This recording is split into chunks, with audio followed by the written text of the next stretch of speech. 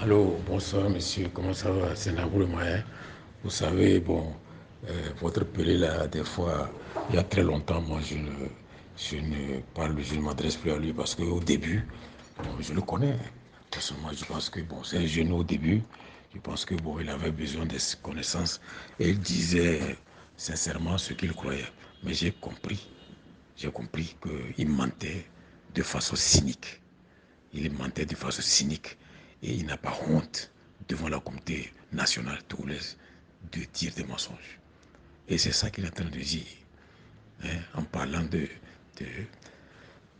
des accords de Kilkis avec l'URPT. Mais d'où il tient ces comptes de faits là? Dieu seul sait dans les laboratoires du système que nous combattons. Monsieur Gilkis a signé un accord. Il m'a convoqué, c'est un Abourma qui parle.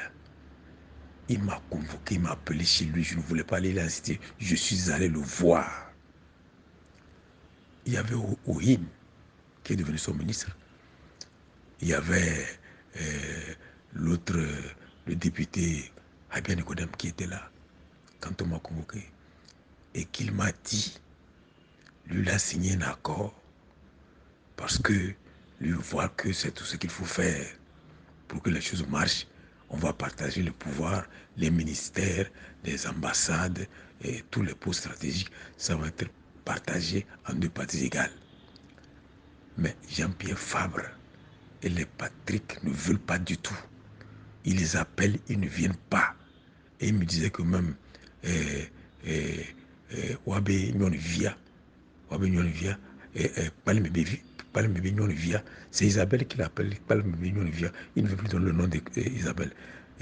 Palmebe Nyonvia et Tchangbe. Je l'appelle, elle ne veut plus venir. J'appelle mon téléphone, il ne vient plus. Moi, j'ai dit que c'est le seul moyen qu'on doit faire parce qu'on va se partager le pouvoir.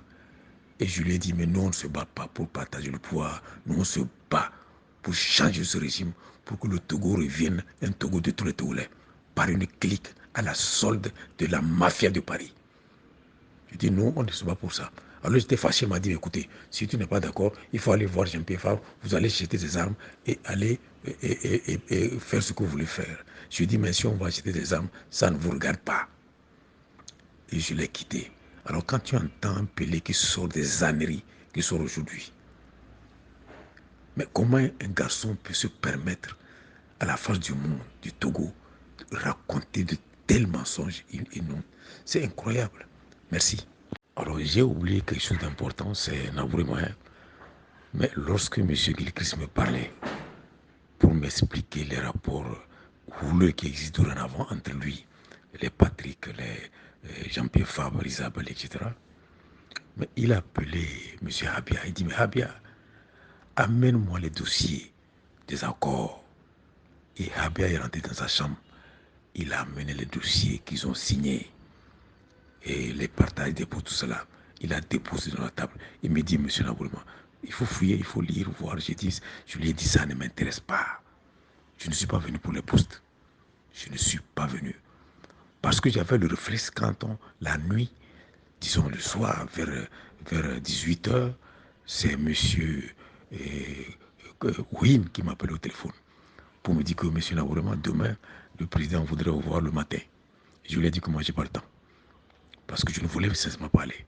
J'ai dit que moi, je n'ai pas le temps. Il dit non, mais il voudrait discuter un peu avec vous. Et puis il me dit d'ailleurs, monsieur Nabourema, attendez, le président lui-même, il est là, il veut vous parler. Et il me l'a passé. Il dit, ah, monsieur Nabourema, mais je voudrais qu'on se voit demain matin. J'ai dit, non, monsieur le président, moi je suis très pris. Demain, je ne suis pas libre. Il dit, non, je vous en prie, ça ne va pas durer juste quelques minutes. Juste quelques minutes. Et ça va finir. Donc, il faut venir, je vous en prie. Et j'ai accepté d'aller. Vous voyez, monsieur Habib, il est là. C'est lui, il a dit Habib d'amener les dossiers qu'ils ont signés pour que je puisse lire ça parce que les Fabre, les Patrick, les Isabelle ne veulent plus venir. Moi, je n'ai pas voulu lire ça. Je n'ai pas voulu lire. J'ai dit ça ne m'intéresse pas. Et j'étais fâché, il a senti ça. Il a senti ça. J'ai dit, mais nous, on ne se bat pas pour les postes. Ça ne m'intéresse pas du tout. Et je suis parti.